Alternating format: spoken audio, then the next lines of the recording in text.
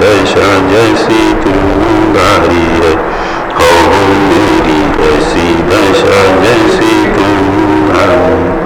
नमः श्री वर्धमानाय युद्धताकलिलात्मने सालोकानां लोकानां यद्विद्या दर्पणायते। ये रत्नकर्ण शावकाचार्य ग्रंथ है। कल अपन ने इसके लेखक कौन है, टीकाकार कौन है,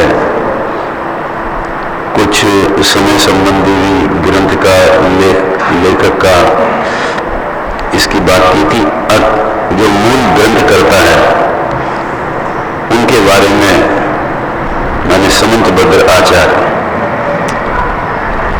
आज महावीर स्वामी के बाद जितने प्रामाणिक आचार्य हुए उनमें 3-4 तीर्थंकर के जीव है, 3-4 तीर्थंकर के जीव है।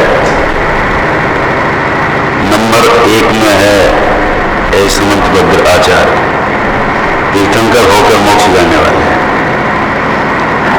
दूसरे हैं अमृतचंद्राचार्य, तीसरे हैं पद्म ब्रह्मधारी देव। ऐसा काल अंतिम तीर्थंकर के मोक्ष जाने के बाद इस काल को ऐसे 3-3, 4-4 तीर्थंकर को जी, ये तो मुनि पद में थे, चौथे गुरुदेव श्री है, कुमकुम आचार्य नहीं, ऐसे आचार्यों में पद में रहे।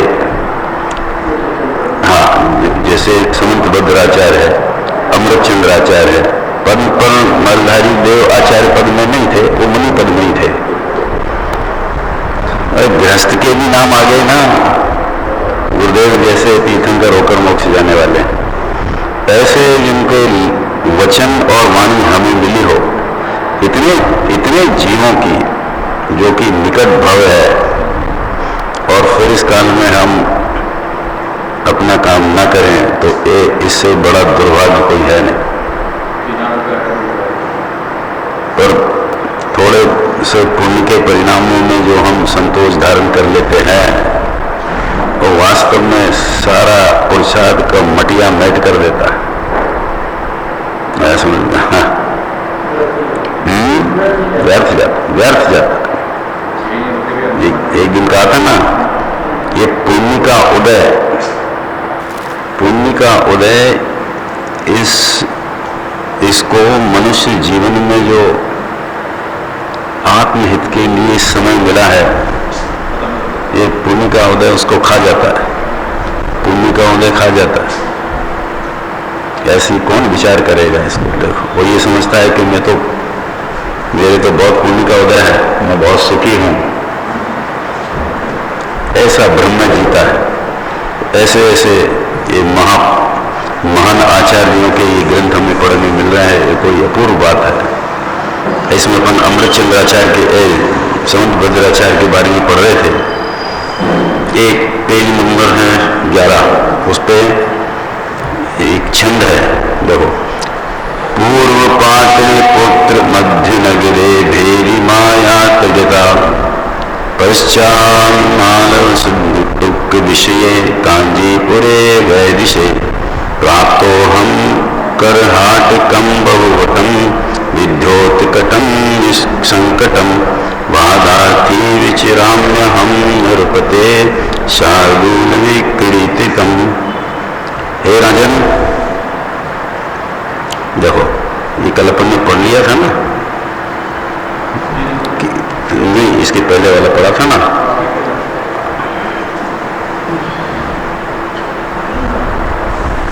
हाँ, ये पढ़ना था, बराबर है। हे राजन, सबसे पहले मैंने पाटलिपुत्र में शास्त्रार्थ के लिए भेरी भिजवाई। वो समंतभद्राचार्य से पूछ रहे ना, वो पकड़े गए थे तब। हाँ, उसके बाद उन्होंने कहा था ना, ये कल का याद रखना, तो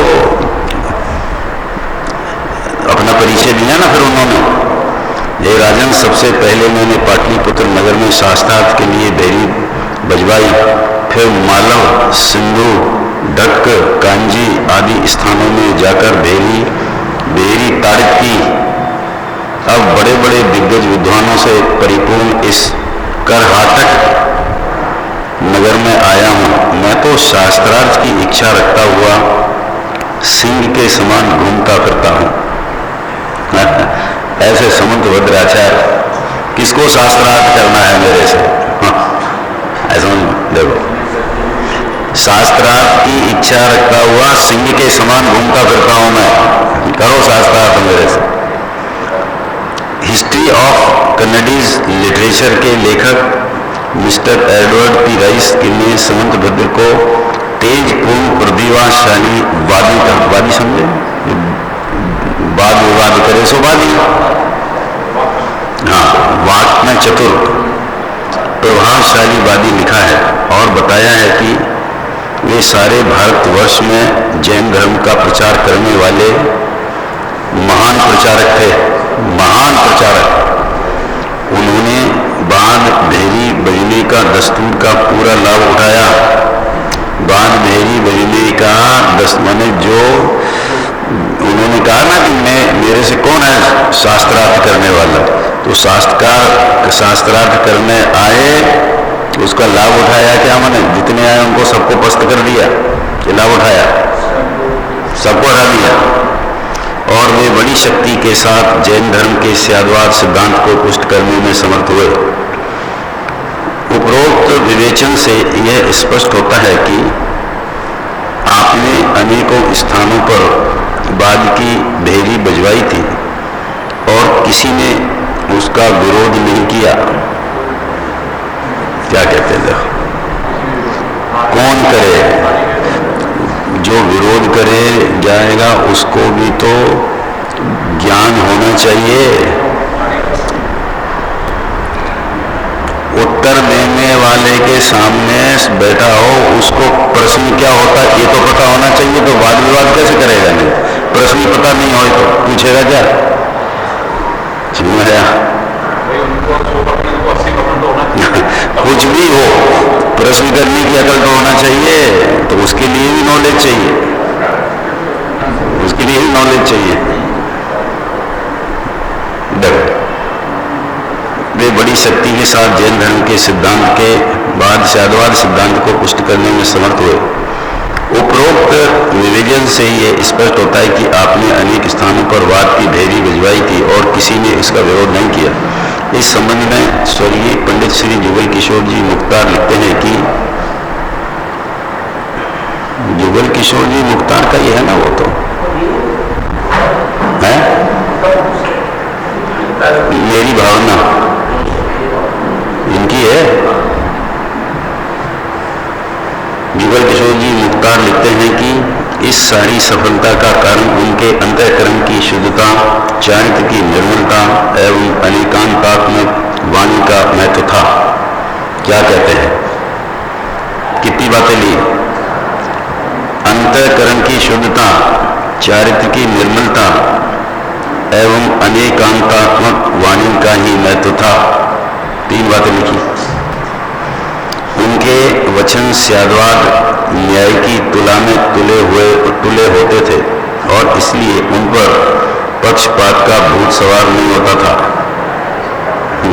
निष्पक्ष,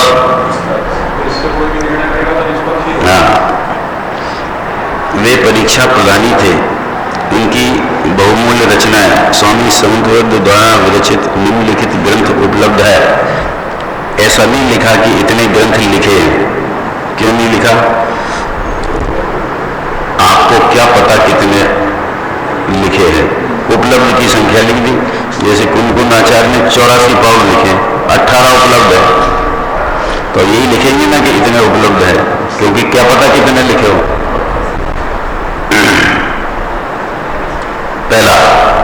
पहला कौन सा है? स्तुति विद्या जिन शतक, दूसरा युक्त्य अनुशासन, तीसरा स्वयंभू स्तोत्र, ये प्रसिद्ध है। देवागम आत्ममीमांसा, ये समझ में नहीं आया ऐसा ग्रंथ है, आप्तमीमांसा।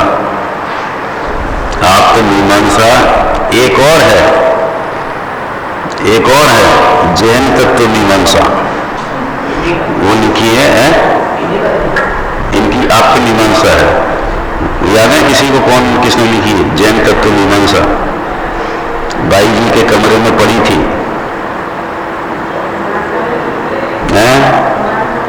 किसका मैं मेरे समझ में नहीं आ रहा हूं, किसने लिखी? वो तत्व विद्या है, जैन तत्व विद्या। उसका 3 तो ठीक है, एक उल्टा है, 4 अनुयोग लिखे हैं उन्होंने। एक पुस्तक लिखी है जैन तत्व विद्या, उसमें 4 अनुयोग के बारे में लिखा है, मैंने पढ़ी है पूरी। प्रमाण सागर मुनि है ना अभी, उन्होंने लिखी जैन तत्व विद्या, उसमें 4 अनुयोग के 4 पार्ट है। 3 तो ठीक है, द्रव्यानुयोग विपरीत है, छूने लायक नहीं है पुस्तक को। ये जो अब क्या प्रश्न था?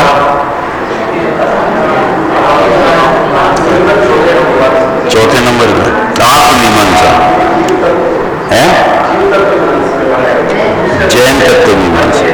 जैन तत्व मीमांसा एक पंडित फूलचंदी सिद्धांत शास्त्री ने लिखा है, बाई जी के कमरे में पड़ी थी ये पुस्तक। जैसे उसकी याद क्यों आई?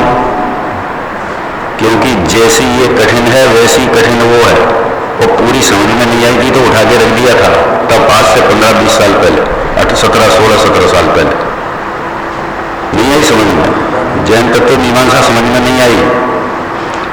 ऐसे ही एक और कठिन इन्हीं के द्वारा लिखी गई है, कौन सी? अकिंचित कर पुस्तक एक लिखी गई है, आज के सबसे प्रसिद्ध आचार्य है, आचार्य कहते हैं अपने को, उनके द्वारा, आचार्य है उनके द्वारा लिखी गई है। उसके विरुद्ध में लिखी है, उसमें उसके विरुद्ध में लिखी है, उसी के नाम से ये भी अकिंचित कर है। उन्होंने लिखा था मिथ्यात्व बंध में अकिंचित कर है, और उन्होंने लिखा है कि ये जिसको तुम अकिंचित कर लिख रहे हो ये एकमात्र बंध का कारण है, ऐसा। तो वो भी बहुत सूक्ष्म है वो, और क्योंकि उसमें धवल, जय धवल, महाधवल इनके उदाहरण दिए हैं, वो अपन ने पढ़े नहीं है तो अपने को महाकठिन लगता है ऐसे में। ऐसे ये मीमांसा के 2 ग्रंथ है, एक आत्ममीमांसा और एक जैन तत्व मीमांसा।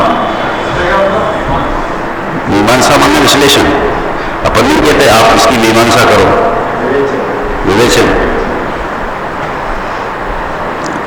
और 5वां है ये रविकरण शावकाचार, अरहत गुणों की प्रतिपादक सुंदर स्तुतियों रचने की उनकी बड़ी रुचि थी, स्तुतियां रचने की। तो ये जो ऊपर है ना, ये स्वयंभू स्तोत्र, देवांग स्तोत्र, ये सब स्तोत्र है, ये स्तुतियां है, रुचि थी। उन्होंने अपने ग्रंथ स्तुति विद्या में जो नंबर 1 पे दिया था, स्तुत्याम व्यसनम, वाक्य द्वारा अपने आप को स्तुतियों रचने का व्यसन बतलाया। स्तुति रचने का व्यसन हो गया, व्यसन माने बहुत स्तुतियां लिखी, बहुत लिखी, व्यसन बतलाया है। एक और कहीं आता है,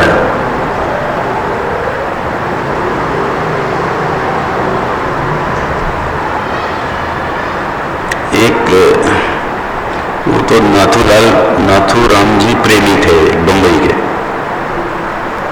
उन्होंने बहुत पुस्तकों की प्रस्तावना लिखी, नाथूराम जी प्रेमी।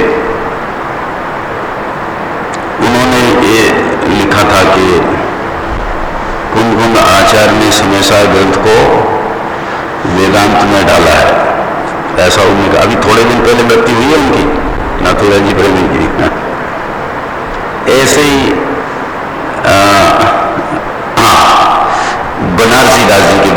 लिखा है, किसने लिखा है ये मैं भूल गया, उसने लिखा है कि बनारसी दास जी ने नाटक समय सार को आध्यात्म की भांग पीकर लिखा है, अध्यात्म में भांग पीकर लिखा है ऐसा। हाँ, क्योंकि अध्यात्म कितना तगड़ा है, तो समय सार की है ना, तो समय सार की टीका ही है नाटक समय सार को। ऐसे ऐसे लिखते हैं लोग हैं?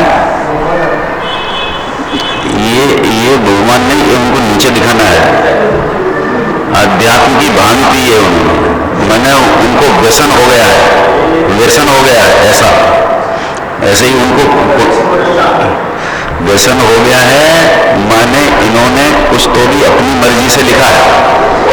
ऐसे ही नाथूलाल जी प्रेमी ने जो लिखा है कुंकुम आचार्य के बारे में कि उन्होंने तो ये वेदांत में डाला, ये व्यंग है, ये व्यंग है, गलत लिखा है।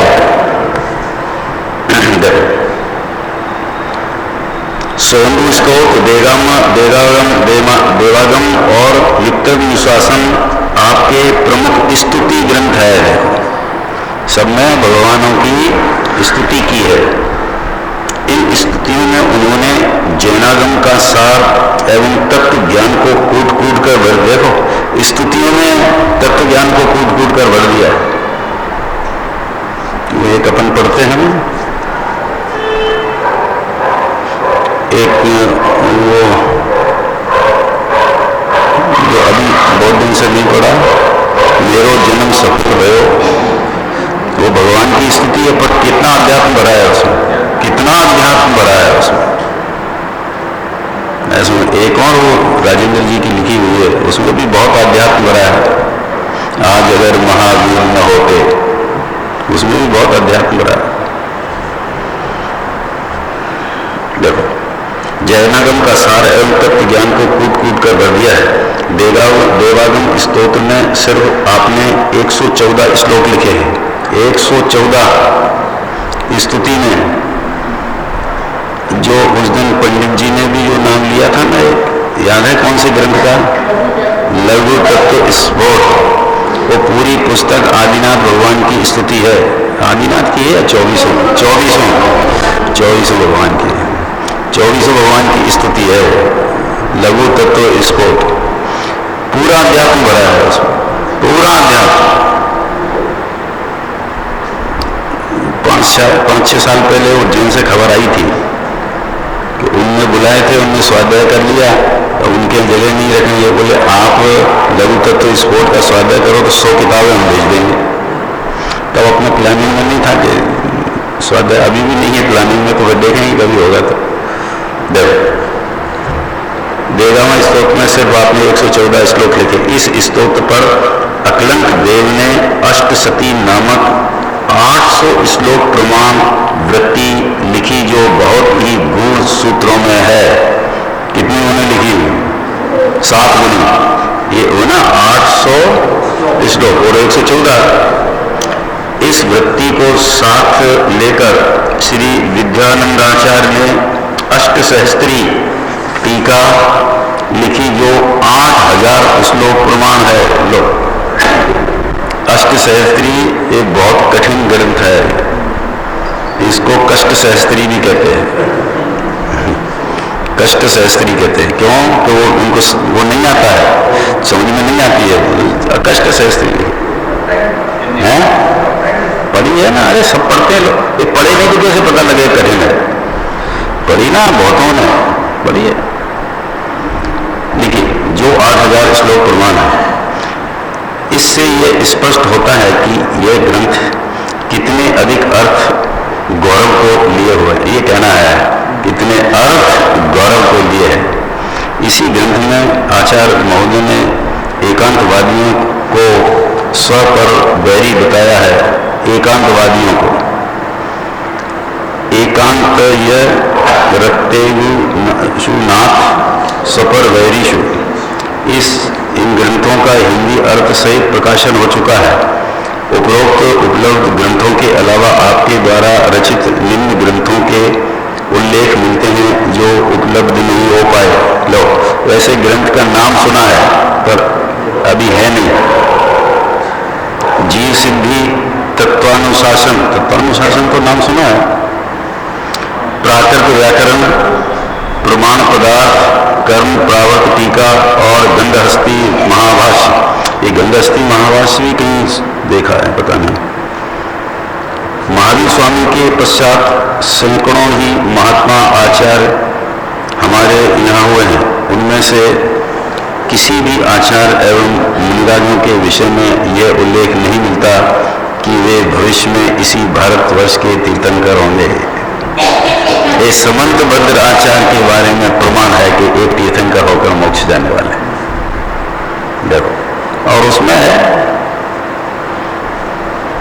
कौन सा कलश है, मैं भूल गया, पंच नियम सार में कलश है ना, 205 212, उसमें है भावी तीर्थनाथ, ऐसा शब्द है। इसके लिए पद्म ब्रह्मचारी के लिए नहीं मिलता। वे भविष्य में इसी भारत, देखो इसी भारतवर्ष में तीर्थंकर होंगे। इसका अर्थ क्या है? इसी भारतवर्ष में तीर्थंकर होंगे, इसका अर्थ क्या? इसी क्षेत्र के, इसी भरत क्षेत्र के तीर्थंकर होंगे। स्वामी समंतबद्ध के संबंध में यह उल्लेख अनेक शास्त्रों में मिलता है। इससे इनके चारित्र का गौरव और भी बढ़ जाता है। ये निहालचंद पांड्या है, मंत्री, हाँ लिखा है ना अजमेर, मंत्री पंडित सदाशिव ग्रंथमाला अजमेर, सदाशिव दास जी के बारे में, जो कि इसकी टीकाकार है।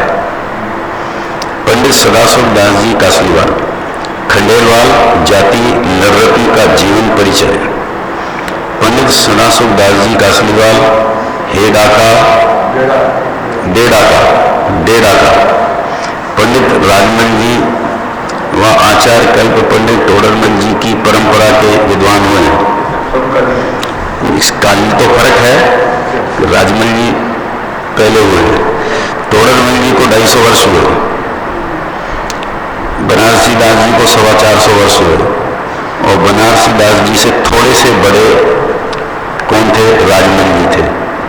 क्योंकि राजमल जी की जो टीका लिखी, राजमल जी ने जो समयसार कलश टीका लिखी, उस पर उन्होंने नाटक समयसार लिखा है। टोडरमल जी की परंपरा के विद्वान हुए हैं। वे पंडित जयचंद जी छाबड़ा के प्रशिष्य माने शिष्य के शिष्य, वह मन्ना लाल जी के शिष्य थे। अतः आपके विचारों पर उनकी छाया स्वाभाविकतया पूर्ण रूप से पड़ी जान पड़ती है। उन्होंने अपना पूर्ण जीवन माँ सरस्वती की उपासना में व्यतीत किया और ज्ञान रूपी महादान की परंपरा को आज तक अक्षुण्ण बनाए रखने का आपने ही पूर्ण श्रेय प्राप्त किया। आज से करीब 200 वर्ष पूर्व सन 1795, 220 वर्ष के करीब हो गए, में सदाशिव दास जी कासलीवाल का जन्म जयपुर में चैतवदी 14 संवत 1852 में हुआ। आपके पिता का नाम दुलीचंद जी था। आपके पुत्र गणेशी लाल जी थे। उनके दत्तक पुत्र श्री राजूलाल जी हुए और राजूलाल जी के पुत्र मूलचंद जी थे। अब आपके वंश में कोई नहीं है। ऐसा होता है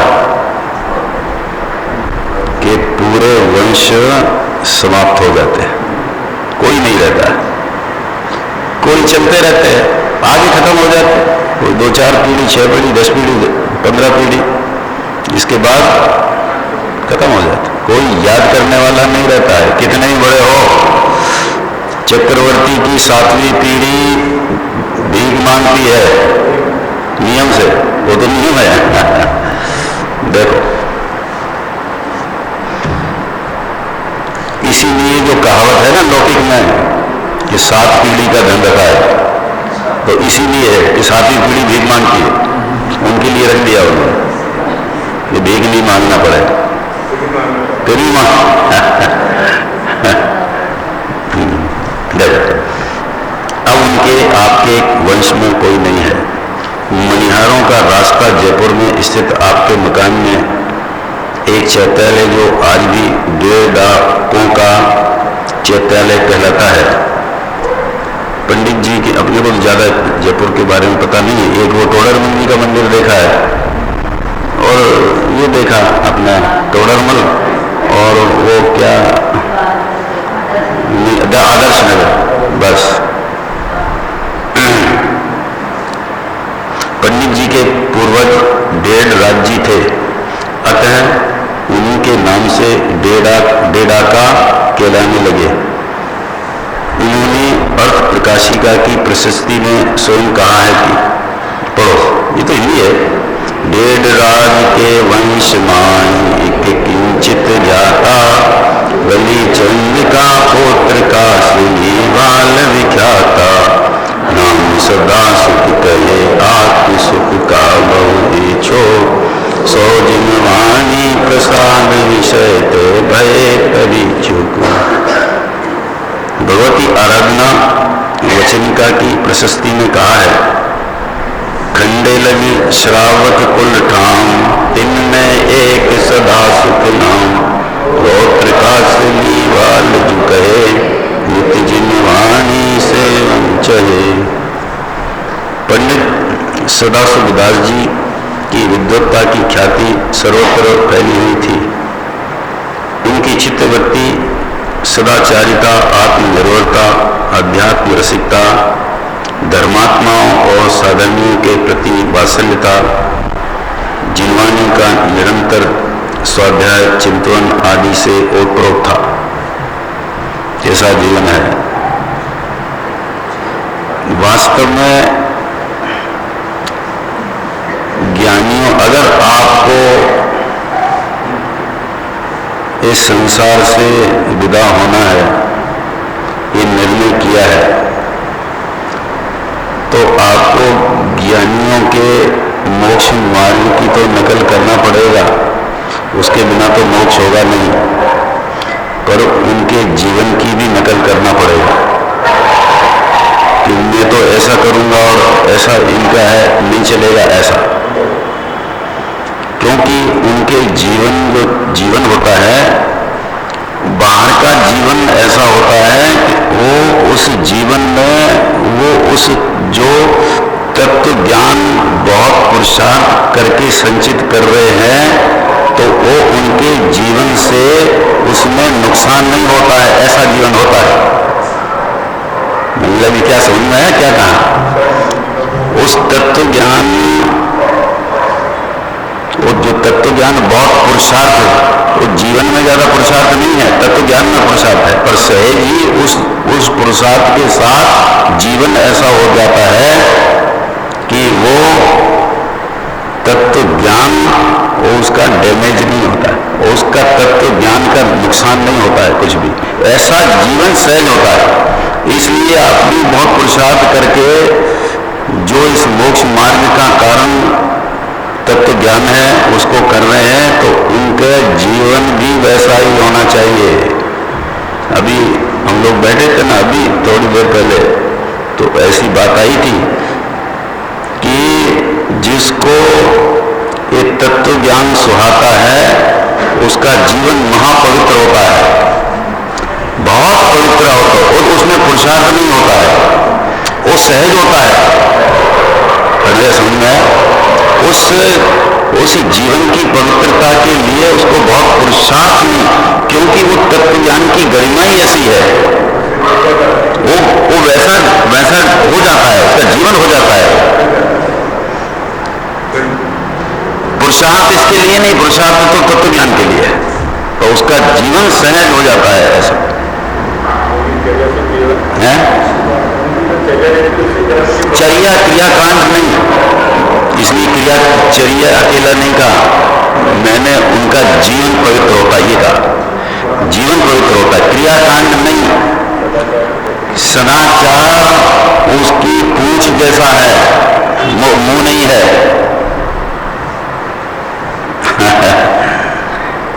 इसलिए जीवन पवित्र होता है उनका, और उस जिसका जीवन पवित्र होता है, तो जैसे तत्वज्ञान के पुरुषार्थ वाले को जीवन पवित्र के लिए बहुत पुरुषार्थ नहीं करना पड़ता, ऐसी जिसका जीवन पवित्र होता है उसके लिए एक सदाचार वाली आदि क्रिया तो सहज होती है। ये सब सहज होने वाली है चीज। आपका जिसमें पुरुषार्थ वो ऊंची है तो नहीं समझ आ रहा है, वो अगर ऊंचा है तो सहज ही सब चीजें ऊंची रहेगी। ये नियम है। और अगर आपका जीवन ऐसा नहीं है तो आप मर जाओगे, तब भी पुरुषार्थ कर करके एक तत्व ज्ञान प्रवेश होने वाला नहीं है। बैठ जाओ यार, सुनो, आप कुछ नहीं हो, कुछ नहीं हो। उससे क्या है कि यहाँ के सुनते तो सुनिए, पुण्य का उदय है तुम्हारा, उदय के कारण है, कुछ नहीं है ऐसा नहीं है। देखो अब प्राप्त क्या चीज है, वो प्राप्त क्यों नहीं है, ये तो पता हो पहले क्या प्राप्त करना है। वो देखो, जिसको ये शुद्ध आत्म तत्व पसंद आ रहा है, अभी कहा था ना कि क्यों ऐसा होता है, क्यों ऐसा होता है कि उसको आत्मा पसंद आ रहा है।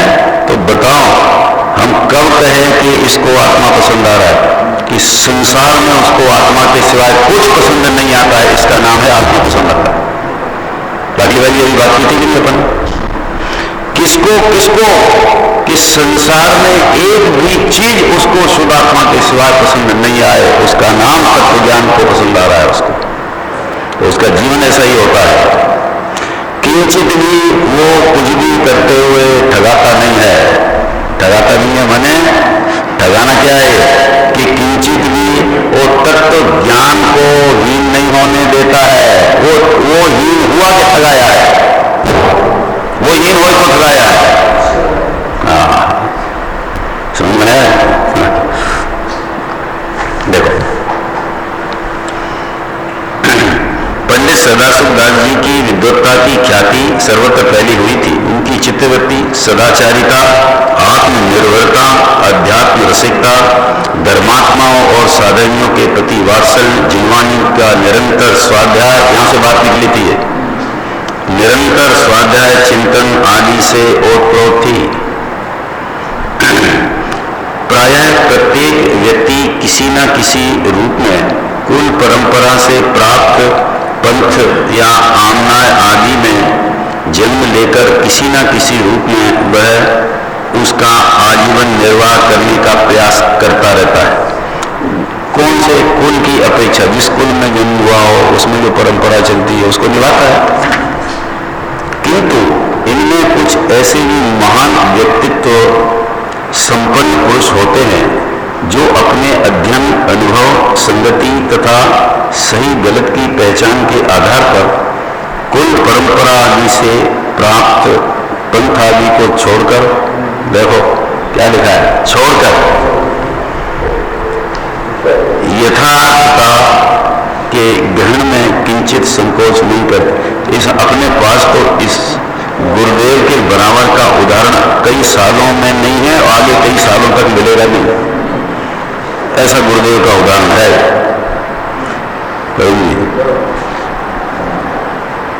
निसर्ग सम्यक दर्शन होना, ये भी उदाहरण नहीं मिलता है इस काल में, और ये जो अभी पढ़ा, तथा सही गलत की पहचान के आधार पर कुल परंपरादि से प्राप्त पंथादि को छोड़कर यथार्थता के ग्रहण में किंचित संकोच नहीं करते। ऐसा ही महान व्यक्तित्व संपन्न पंडित सदाशिव दास जी थे। उन्होंने उस समय जयपुर की विद्युत मंडली के सत्संग में दीर्घ काल तक स्वाध्याय आदि के बाद स्वयं विवेक के आधार पर अपनी कुल परंपरा से प्राप्त 20 पंथ के स्थान पर शुद्ध पंथ के रूप में 13 पंथ को सहज रूप से अपनाया और तदनुरूप प्रवचन, आचार विचार, चिंतन तथा लेखन कार्य में प्रवृत्त रहे। देखो, अब मुझे पता नहीं था ये पहले ये 20 पंथी थे। हाँ धर्मी रहे ना। ये तो सारे विद्वान कहाँ हैं? सारे अकेले जयपुर में। जयपुर में बहुत विद्वान। हाँ, इसीलिए नाम है जयपुर, जैनियों का पुर। पर ये सब काल का ईंधन है, समझ में आया? हाँ, ये शाश्वत तो सिर्फ तीर्थंकरों की जन्मभूमि और निर्वाण भूमि है, बस शाश्वत है वो। और बाकी तो सब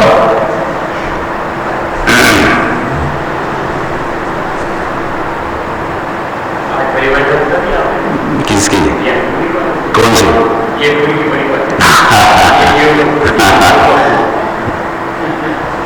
देखो, तथा तत्कालीन भट्टार की परंपरा और लोगों के अपने प्रति सत्याग्रह को देखते हुए उस समय के मतभेदों की कल्पना की जा सकती है। तो सब काल में ही रहते हैं, कम ज्यादा सब काल में रहते हैं। पंडित सदाशिव दास जी की को अनेक लोगों, विशेषकर तत्कालीन जयपुर और अजमेर के भट्टारकों के विरोध का भी काफी सामना करना पड़ा, पर इन्हें अपने गुरु पंडित मुन्नालाल जी तथा गुरुणा गुरु पंडित जयसिंह जी छाबड़ा का आचार विचार एवं तत्व ज्ञान का साथ इन्हें सदा लुभाता रहा। वे अपने मनोबल से कभी विचलित नहीं हुए और इस सब के बाद भी कभी वाद विवाद में नहीं उलझे। वो वाद विवाद में नहीं उलझे। वो समुद्रोत्तराचार कहते आओ मेरे को कौन है मेरे से वाद विवाद करने वाला? आता है ना, क्या दो ही मान है। वाद विवाद में नहीं उलझे क्योंकि वे इस मनुष्य पर्याय के प्रत्येक क्षण का मूल्य समझते थे। ये उन्हीं के शब्दों से मालूम होता है। इस मनुष्य जन्म की एक एक घड़ी, देखो, इस मनुष्य जन्म की एक एक घड़ी कोटि धन में दुर्लभ है, सो व्यर्थ ना जाए। कोटि धन में दुर्लभ है मैंने उससे करोड़ गुने में भी मिले नहीं, ऐसी दुर्लभ है। इसलिए कहा सो व्यर्थ। तो व्यर्थ जाने से कैसे बचाए? पाप नहीं करे, क्या कैसे बचाए उसको? जो अनादि से प्राप्त नहीं हुआ उसकी प्राप्ति का पुरुषार्थ करे तो। बाकी तो पहले आनंदवाद किया एक एक पुरुषार्थ, सो व्यर्थ न जाए। ऐसे ही वातावरण में जन्म लेकर पंडित सदाशिव दास जी ने पंडित रायमल जी, पंडित टोडरमल जी, पंडित जयसिंह जी छाबड़ा आदि विद्वानों का अनुकरण करके अपने जीवन को जैन धर्म, संस्कृति और साहित्य के लिए समर्पित कर दिया। शास्त्रों के तलस्पर्शी ज्ञान, जैन संस्कृति और स्थापत्य कला के प्रति विशेष अभिरुचि में आपकी कीर्ति चारों ओर फैला दी। कल इस ग्रंथ की विशेषता बताई थी। इस ग्रंथ की क्या है? श्रावकाचार पहला है, ये पहला श्रावकाचार है और विशेषता बताई थी सदाशिव दास जी की।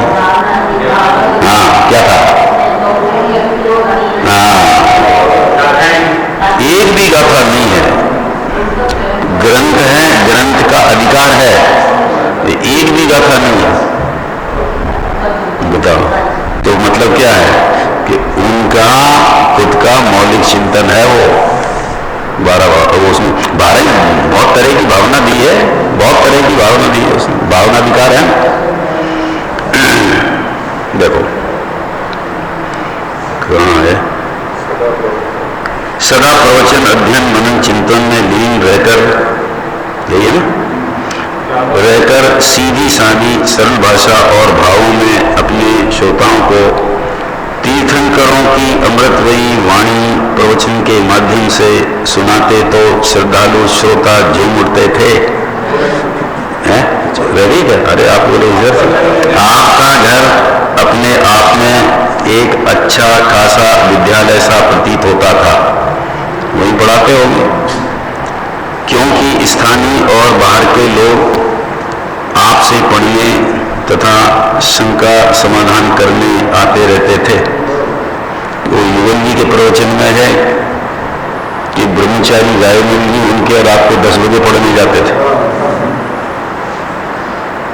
सोचो जरा अपन को क्या, हाँ कितने बजे जाते थे कमल जी? 10 बजे जाते थे।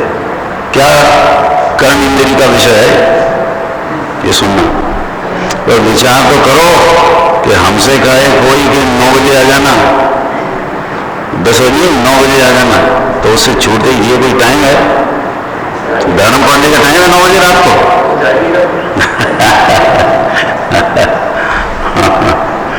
देखो, क्योंकि वो पहले के लोग तो इतना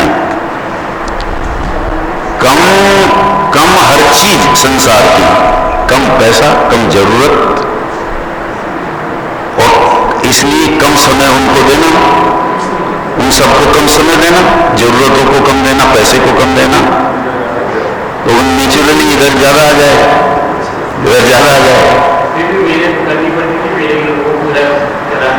इसलिए अभी कौन थे वो जिनको ये कहा था कि हम, आप राजा ने कहा हम आपकी तनख्वाह डबल करते हैं, तो जितना लड़का खुश ना हो उससे ज्यादा उसके माँ बाप खुश हो जाए कि पैकेज बढ़ गया है। वो ये नहीं पूछे कि तनख्वाह दुगनी कर रहे हैं तो घंटे कितने की हैं, मर जाए जुटा रहे दिन भर सुबह से रात तक, तो भी उनको पैकेज तो पसंद आ ही जाता है ना। और मोहल्ले को बताया सबको कि हमारा लड़का जो है इतने पैकेज पे गया है, ये नहीं बताएगा कि वो दिन भर बैल की भांति बंधा रहता है वहाँ।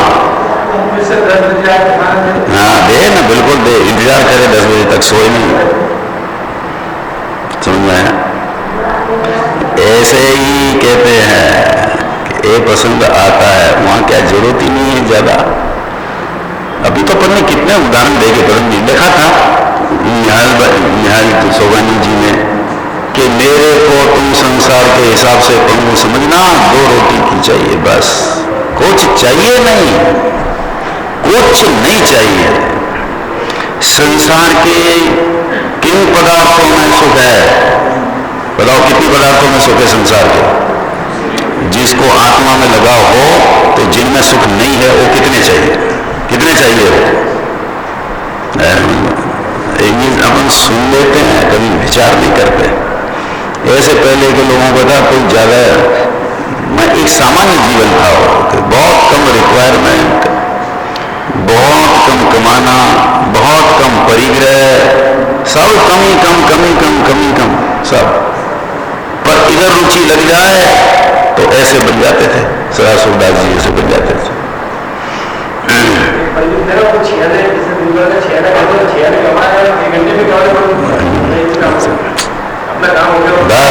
बस नहीं है।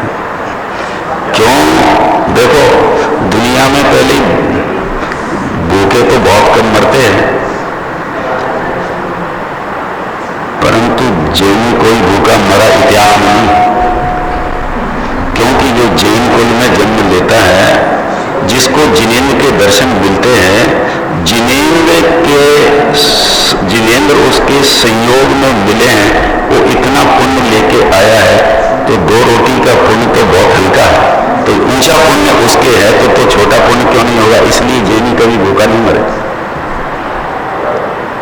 क्यों बदल दिया है कि नहीं? और कहीं नौबत आ जाए तो समाज ऐसी है कि पता नहीं लगने दे अन्य समाज को कि क्या हुआ इनके समाज में, ऐसा पता नहीं लगे। वो है ना, ये अब आपको शायद पता हो, आज से 30 साल पहले की बात है। ये नागेश है ना, नागेश इसके पिताजी मास्टर थे, बहुत 4-5 भाई, तो बहुत हालत थी कुछ, तो समाज वाले और जरा स्वाभिमानी भी थे, तो समाज वाले 2 कट्टे बोरी गेहूं भिजवा दी, किसी ने चावल भिजवा दी, किसी ने 1 कट्टा दाल भिजवा दी, ऐसा हुआ। और उससे जाते हुए कहते थे कि नाम मत लेना कि किसके यहाँ से आया है।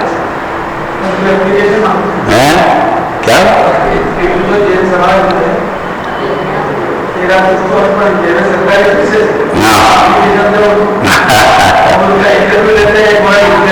अरे राम, ये हमारी आंखों देखी बात है, आंखों देखी बात है। उनके सामान भिजवाया और कहा, क्योंकि वो जो स्वाभिमानी थे ना, वो नाम ले दो तो उनके घर वापस, कि नहीं हमें नहीं चाहिए, वापस भिजवा दो।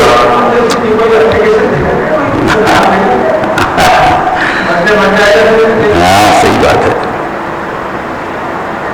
ऐसे ऐसे ऐसा तो जैन समाज है।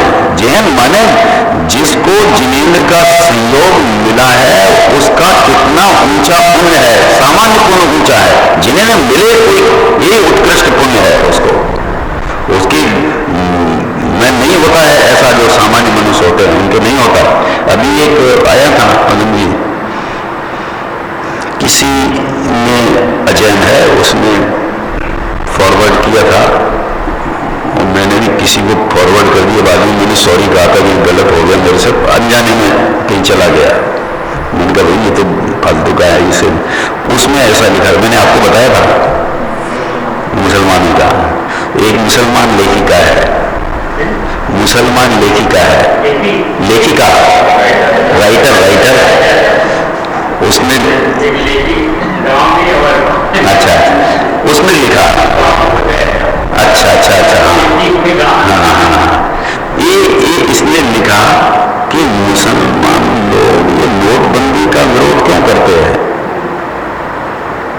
ऐसा उसने लिखा। सरकार की वर्तमान पॉलिसियों का सबका विरोध क्यों करते हैं, ये धर्म से नहीं है संबंध उसका।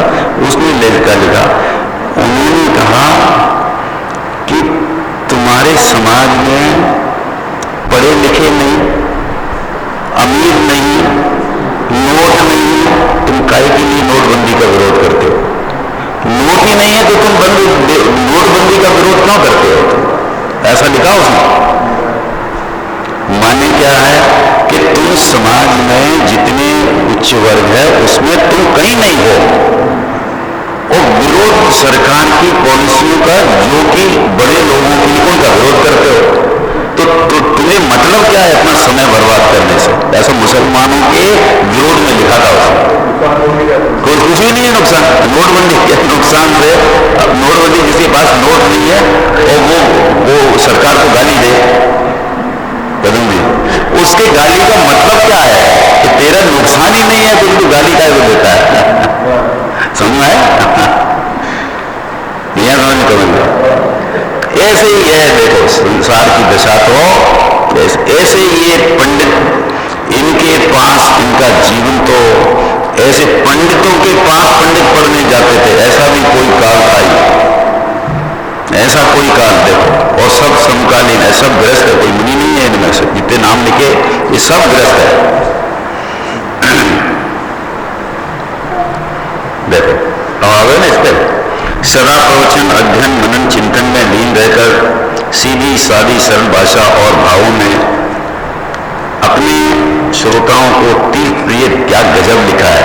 तीर्थंकरों की अमृतमयी वाणी प्रवचन के माध्यम से सुनाते तो श्रद्धालु श्रोता झूम उठते थे और कठिन विषयों को भी सरलतया हृदयंगम कर लेते थे। ऐसे तो विद्वान थे, गृहस्थ विद्वान ऐसे तीर्थंकरों के समान जिनकी वाणी, इनके प्रवचन इतने प्रभावक होते थे कि दूर दूर से श्रोता आते थे। आपके प्रवचनों में वाद विवाद के कोई प्रसंग ही नहीं आते थे। निश्चय में और व्यवहार का सुंदर समन्वय आपके प्रवचनों की विशेषता थी। इसके साथ ही आप सत्य को प्रकट करने में भी किसी प्रकार का संकोच नहीं करते थे। इनके पत्रों से भी ज्ञात होता है कि अमीर गरीब सभी के प्रति आपका सदा समान व्यवहार रहा। आपके समकालीन जयपुर के तत्कालीन दीवान अमरचंद जी आपसे बहुत प्रभावित थे और आपको प्रत्येक कार्य हेतु प्रोत्साहित भी करते रहते थे। कि इनके भी कुछ वो हैं क्या उदाहरण दीवान अमरचंद जी के? क्या है? क्या शेर को? अच्छा हाँ, नहीं और कोई? तब तत्व से संबंधित नहीं। चलो ये तो बात लेंगे।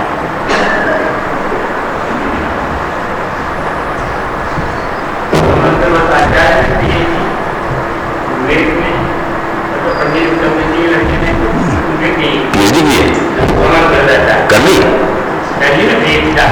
अच्छा अच्छा, बढ़िया बढ़िया है, बहुत बढ़िया। होशियार है वो लड़का, तो होशियार है, होशियार है।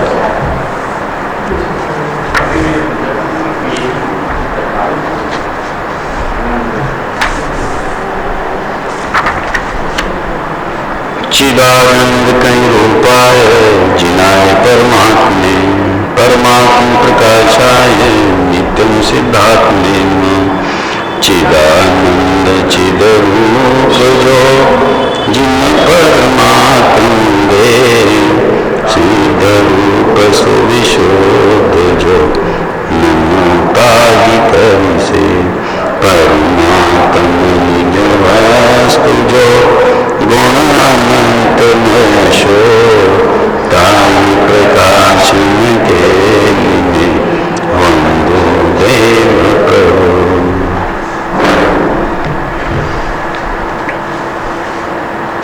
8 गाथाओं का 8वां स्थल है। 59 गाथा से शुरू हुआ है, तो अपनी 64 गाथा हो गई। 6 गाथा है, 2 गाथा बाकी है इस स्थल की। उसमें 65वीं गाथा, कल की गाथा तो थोड़ा सूक्ष्म थी। ऐसे ऐसे इस ग्रंथ की विशेषता है। कभी कभी आपको लगेगा कि बहुत सरल है, वो कल जैसी गाथाएं भी आ जाएंगी बहुत सूक्ष्म। तो ऐसी एक ग्रंथ की विशेषता है, क्योंकि अध्यात्म ग्रंथ में लिखने वाले का परिणाम किधर जा रहे हैं वैसा लिखा जाता है, वैसा लिखा जाता है। देखो इसका 65 गाथा का उपोद्घात पढ़ते हैं। आगे निश्चय की अपेक्षा बंध और मोक्ष कर्म जनित ही है। बंध और मोक्ष कर्म जनित है। आज तो सुबह बात आई थी ना, ये कमल समझ में आया कि नहीं कुछ?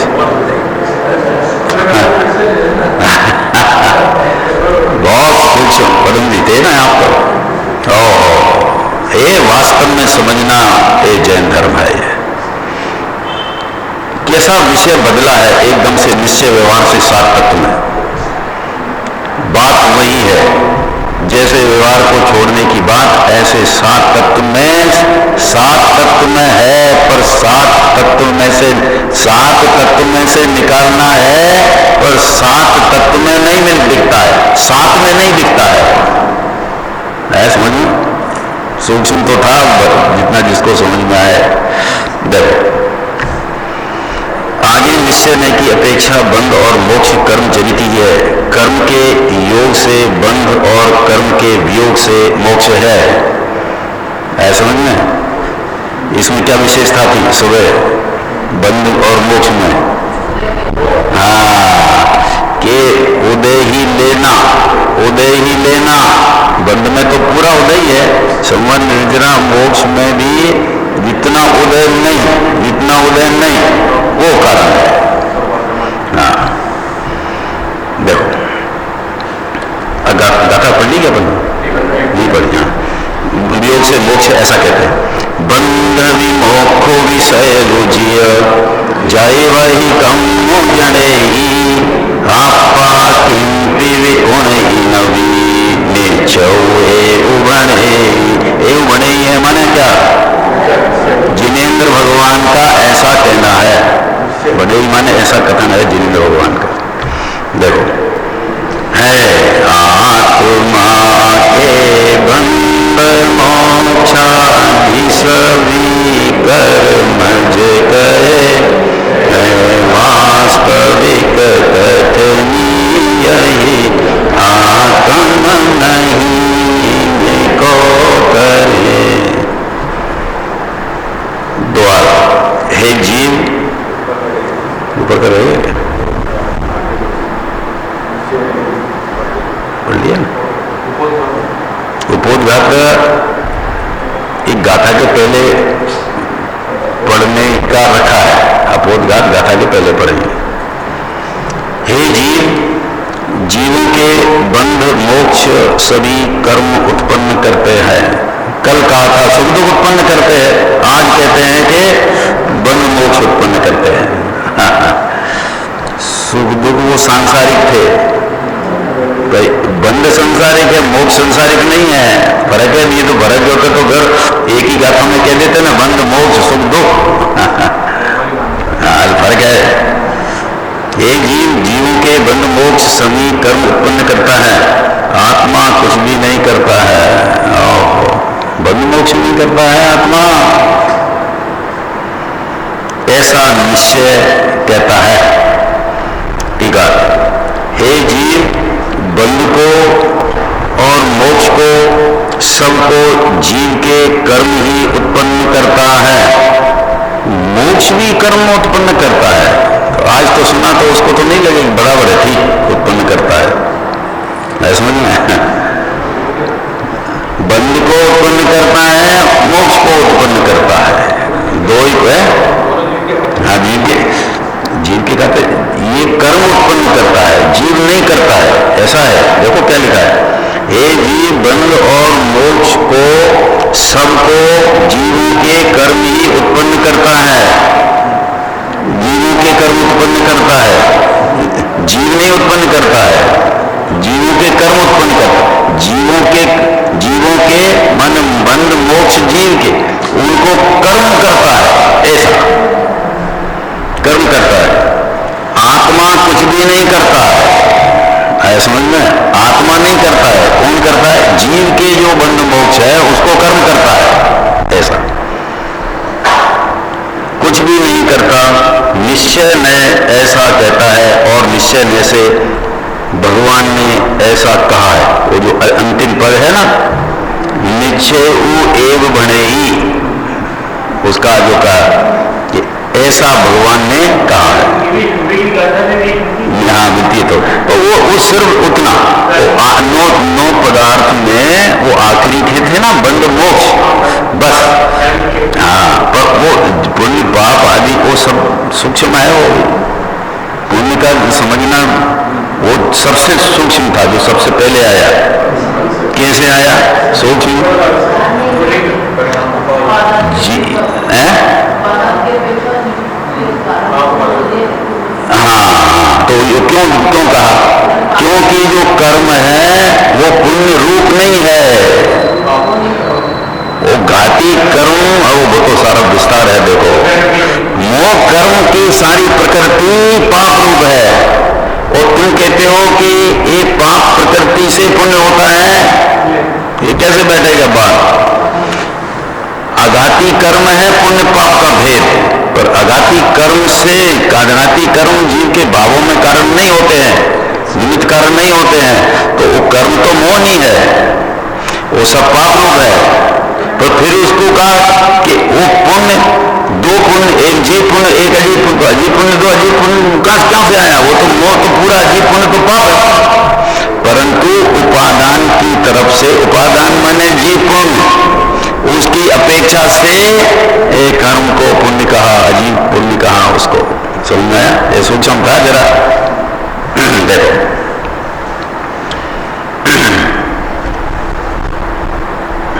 अर्थात निश्चय में से भगवान ने ऐसा कहा है, अनादिकालीन संबंध की अयथार्थता को बताने वाले, अनादिकालीन संबंध की यथार्थता नहीं, अयथार्थता को बताने वाले, अनुपचरित असद्भूत व्यवहार में, संधि विच्छेद करके पढ़ा है, अनुपचरित असद्भूत व्यवहार में से ज्ञानावरण आदि द्रव्य कर्म बंध को, द्रव्य कर्म का बंध आत्मा को कहना कौन से नए का कथन है? अनुपचरित असद्भूत व्यवहार में से है। समझ? अब ये तो समझ गया। देखो कितनी बहुत नयों की गाथा 11-12 गई है। से ज्ञानावरणादि द्रव्य कर्म को, और अशुद्ध निश्चय में से रागादि भाव कर्म, अशुद्ध निश्चय में से, अरे देखो उनको जो परपदार्थ आश्रित है कर्म, उसको असद्भूत का, तो इससे भिन्न सद्भूत नहीं कहा, इससे भूत निश्चय कहा, पर स्वभाव नहीं होने से अशुद्ध निश्चय कहा। अशुद्ध निश्चय में से रागादि भाव कर्म अगर जो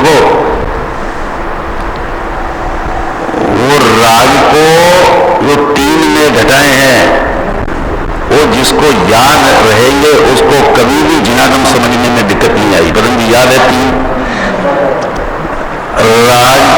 राग को असद्भूत व्यवहार, सद्भूत व्यवहार और निश्चय तीनों घटाए और वो याद रहेंगे तो आप कभी भी आपको कैसे भी किसी प्रकार के कथन हो एकदम आपके ज्ञान में हो जाए, ये फलाने नए का कथन है, तो आपको मूंझन नहीं होगी, मने समझे, शंका नहीं रहेगी उसमें आपको ऐसी कोई शंका नहीं रहेगी कि जिसका समाधान ना हो, तुरंत समाधान होगा। ये कहते हैं पहले तो अनुच्छेद असद्भूत व्यवहार ने कहा, और फिर अशुद्ध निश्चय ने से रागादि भाव कर्म के बंध को तथा दोनों नयों से द्रव्य कर्म भाव कर्म, जो कहे ना दोनों द्रव्य कर्म भाव कर्म की मुक्ति को यद्यपि जीव करता है, क्या कहा, ये जीव के बताए ना, असद्भूत अनुच्छेद असद्भूत व्यवहार में अशुद्ध निश्चय में से ये जीव के बताए, यद्यपि जीव करता है तो भी अब कौन सा नहीं कहते, शुद्ध पारणामिक परम भाव को ग्रहण करने वाले, ये शुद्ध परम पारणामिक भाव को ग्रहण करने वाला कौन सा नया है, चौथा निश्चय व्यवहार में निश्चय कौन सा है, परम शुद्ध निश्चय है, करने वाले शुद्ध निश्चय ने से नहीं करता, बंध मोक्ष को नहीं करता है। गजब है, देखो बंध मोक्ष को आत्मा नहीं करता है, ऐसा कहा है, बंध को नहीं करता, ये तो ठीक मोक्ष भी नहीं करता है, ये कर्म करता है, ये आएगा बंध मुक्ति को, द्रव्य कर्म भाव कर्म की मुक्ति को यद्यपि जीव करता है तो भी माने पर्याय दृष्टि से, संयोग दृष्टि से करता है कर्म और विवाह, परंतु शुद्ध निश्चय की दृष्टि से आत्मा में देखो तो कुछ नहीं होता ही नहीं है, तो करेगा कौन, बोलो। संसार दशा में और मुक्त दशा में त्रिकालीन शुद्ध आत्मा में क्या हुआ, जब हुआ ही नहीं तो करा क्या, तो हुआ ही नहीं, कहीं मैंने इसमें बहुत काम किया, तो ये बताओ उसमें हुआ क्या, कि उसमें कुछ नहीं है, पर तूने क्या किया फिर, तो उसकी दृष्टि से ऐसा बात आत्मा पर बैठती, क्या गजब है। देखो ऐसे शुद्ध आत्मा का स्वरूप जानना चाहिए। छठी घटना में है ना, ऐसा शुद्ध आत्मा कौन है, देखो गायक है, देखो तो भी शुद्ध पारिणामी परम भाव को ग्रहण करने वाले शुद्ध निश्चय में से नहीं करता है, बंध मोक्ष को नहीं करता है। जब बंधन था तो जब बंध दशा थी आत्मा की, तो आत्मा था और कर्म था, ध्यान से सुनना। जब बंध दशा आत्मा की थी, संसार दशा आत्मा की थी, तब कर्म का बंधन था और आत्मा था, और जब मोक्ष हुआ तो कर्म का बंधन नहीं रहा, और संसारी की दशा की जगह मोक्ष आ गया और आत्मा वैसा का वैसा रहा। अब बताओ कि कहाँ क्या हुआ, आत्मा में तो कुछ हुआ नहीं, न संसार दशा में ना मोक्ष दशा में, उसको जरूरत नहीं है। तो क्यों ने कि एक कर्म था पहले और अब कर्म नहीं है, तो कहते कर्म ने किया है ये सब। बंध मोक्ष का कर्ता कर्म है, बंध के समय था और मोक्ष के समय नहीं है, आत्मा तो जो कहते हो यही समझ आया। देखो तो भी शुद्ध पारणामिक परम भाव को ग्रहण करने वाले शुद्ध निश्चय से नहीं करता है, बंध और मोक्ष से रहित है। क्या कहते हैं, बंध और मोक्ष उससे रहित है। क्यों कि अगर बंध से सहित आत्मा है तो मोक्ष होने पर वो बंध वाली जगह खाली हो जाएगी उसमें से, क्योंकि बंध सहित था ना, वो तो बंध सहित आत्मा था ना। तो अब क्या हुआ, आत्मा मोक्ष में कितना बचा कि वो बंध का अभाव हो गया है, तो उतना माइनस होके गया वहां बंध इतना, और वो आत्मा में था ही नहीं कि नहीं साहब वो बंध था, उतनी जगह बंध की खाली हो गई तो मोक्ष से भर गई हो, ऐसा तो हो सकता है। ऐसा आत्मा में कुछ भी होता कम जबरना होता ही नहीं है। ज्यों क्यों त्यों चीज नादि निंदन रहे, उसका नाम आत्मा है, उसमें कुछ होता नहीं। इसलिए जो कुछ होता है वो सब कर्म के खाते में डाला जाता है। अभी तो बात आज कल सुबह फिर आएगी जरा सूक्ष्म, पहली कल भी थोड़ी सूक्ष्म आएगी, बस ये समझना पड़ेगा। ये वास्तव में इतनी स्वतंत्रता अगर अभी देखो, इतनी स्वतंत्रता अभी ख्याल में नहीं आई, उसके द्रव्य कर्म, भाव कर्म, नो कर्म का कर्तृत्व का नाश कभी नहीं हो सकता है। एक कर्तृत्व का नाश कैसे हो, वो ये मानता है कि कर्म ने संसार किया है और कर्म का मैं नाश कर दूंगा तो मोक्ष हो जाएगा, ऐसा मेरा मोक्ष हो जाएगा, ऐसा मानता है। अब बताओ कि वो संसार में भी कर्म का करता और मोक्ष में भी कर्म का करता है, उसके कब ना मोक्ष होने वाला? अरे मोक्ष तो क्या होने वाला, सम्यक दर्शन नहीं होने वाला उसका। जब प्रदर्श बरदल की कर्ता बुद्धि है तब तक मोक्ष होता है, अरे सम्यक दर्शन नहीं हो सकता है, ऐसा नहीं। ये कहते हैं देखो बंध और मोक्ष से रहित है, ऐसा भगवान ने कहा है। देखो योगेंद्र देव कहते हैं ऐसा मैं नहीं कहता, भगवान ने कहा है ऐसा। एवं वणंती, यहाँ जो शुद्ध निश्चय की अपेक्षा बंध और मोक्ष का कर्ता नहीं है वही शुद्ध। जो बंध मोक्ष का कर्ता नहीं है तो कि साहब बंध है और मोक्ष उपाधि है कि नहीं? जो बंध और मोक्ष को नहीं करता है ऐसा जो शुद्धात्मा वही उपाधि। और जब ये बंध और मोक्ष का कर्तव्य छोड़कर शुद्धात्मा की दृष्टि करता है, उसको उपादेय करता है, उसकी पर्याय में अल्प काल में मोक्ष हो जाता है वो कर्ता, क्योंकि कर्तापने का तो पहले निषेध कर दिया है बंध मोक्ष का कर्ता ने, उसकी पर्याय में मोक्ष होता है।